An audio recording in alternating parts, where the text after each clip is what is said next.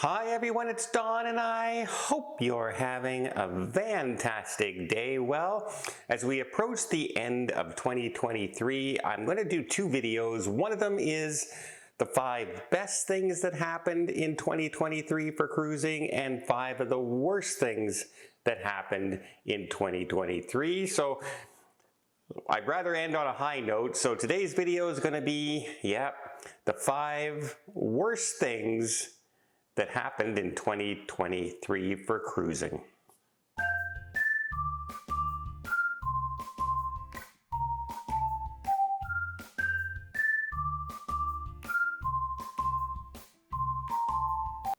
So these are very much, opinions and perspectives, etc.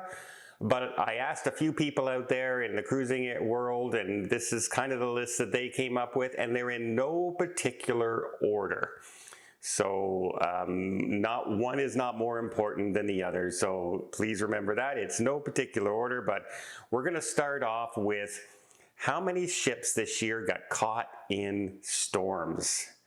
And it seems to be quite a few. We just had that Norwegian cruise ship from Hurtigruten with the MS Maud, who got hit by that rogue wave, lost power, had to be escorted back in. 100 passengers were injured on that ship. We have had Royal Caribbean on the Independence of the Seas, where they were in port and a storm came in, and all of a sudden people were caught on the top decks out sunning themselves by the pool in this huge torrential wind, and deck chairs flying and running into people, flipping over chairs and everything. It just seemed that this year was definitely the year of ships being caught in storms. Look how many ships were just affected in December by that late hurricane season storm. While it wasn't a hurricane, it was still substantial. How many cruise ships had to be diverted this year away from Bermuda, etc.?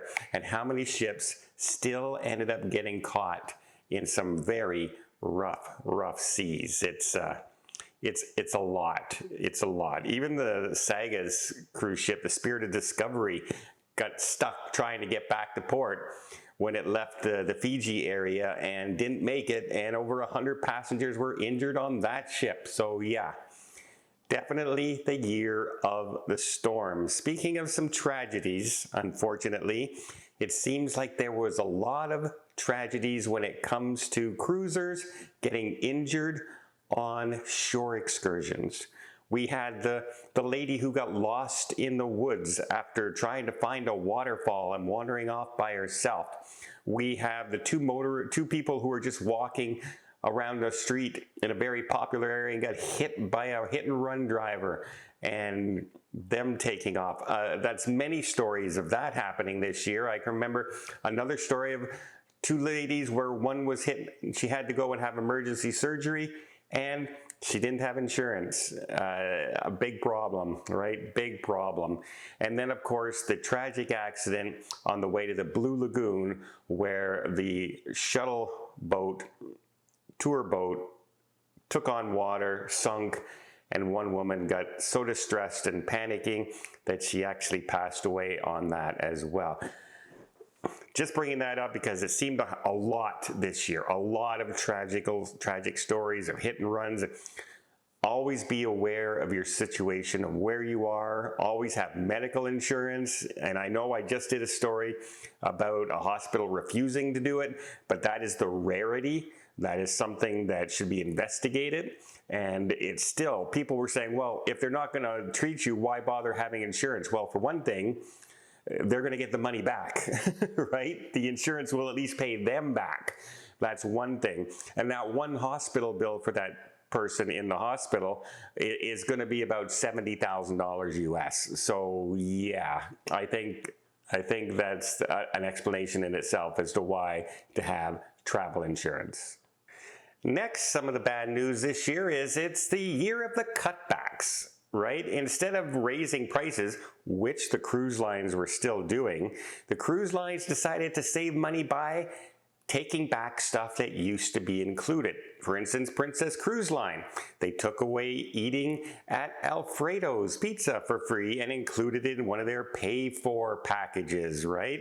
Princess Plus or Princess Premier. If you want to eat at our pizza place, you have to pay for it now.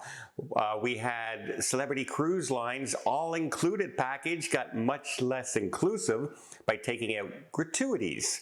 We also had many cruise lines cutting back on the meals they're serving, not to mention charging now for extra entrees or extra things added onto the menu and slimming down those main dining menus so that, you know, much less choice for us. All things that used to be included in the cruise. Even things like the Medallion app for Princess, which they highly tout, well, now you have to pay to have that shipped to your house to have for the cruise. Unless, of course, you buy the upgraded Princess Plus, Princess Premier package. And it's going on every cruise line. And it just, we got to have a time where it stops, right? At some point, this has to stop because the cruise lines have been reporting record profits in 2023. Well, if they're having record profits now, maybe it's time to stop gouging your consumers and start giving us back some of those things that should be included in our cruises. Number 4 is the amount of places that have now either set limits or bans on cruise ship. We had Barcelona cut back one of their cruise docks, one of their cruise ports, so people have to go further out of the city now. When you're on a cruise ship, we have Bar Harbor, who's been in court for a year, it seems, trying to cut back. We now have Alaska talking about limiting larger ships and how many large ships can come into some of their ports.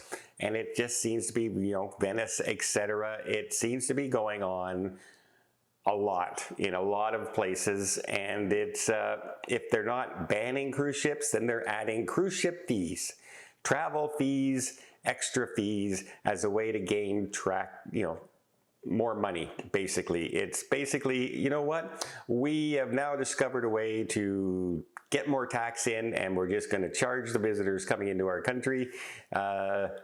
Simple as that. And that's going on everywhere. So you can't blame one place over another. It's an easy way to grab some extra money for your area, and that's exactly what they're doing. So this is all definitely 2023 has been the year of the banning and the limiting and the cutbacks, etc. Let's hope that's a trend that doesn't continue into 2024. And finally, of course, the areas that the cruise lines have now had to completely run away from, right? We have had to run away from the Ukraine and Russia. We're no longer sending our cruise ships up into that area. We also have been avoiding different places like Israel now, right? We don't go anywhere near that section. There are so many places out there that the waters are no longer safe for large ships to be traveling, and the cruise lines have now had to take that and change the destinations and run away. They also monitor other places that have been, you know, this pops up here and there. Haiti has had uprisings. Sometimes places in Mexico have had uprisings, and etc. And cruise ships avoid those. But these are long-term effects. People have asked me, do I think in 2024 we'll be heading back towards Israel and the Holy Land? And nope, I don't think so, because no cruise line, if there's a ceasefire today, and they say, okay, we're not going to, do you think the cruise lines are going to start sending their ships back today? No, they're going to be waiting at least 6 months or longer to make sure there's no further continuance of anything happening there before sending their ships and their passengers back to that area.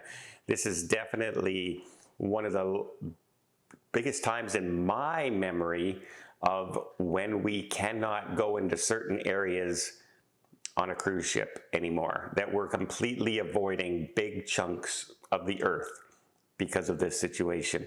And yeah, unfortunately, there's no sign in either case of the main places settling this anytime soon. So what do you think? These are some of the biggest things, right?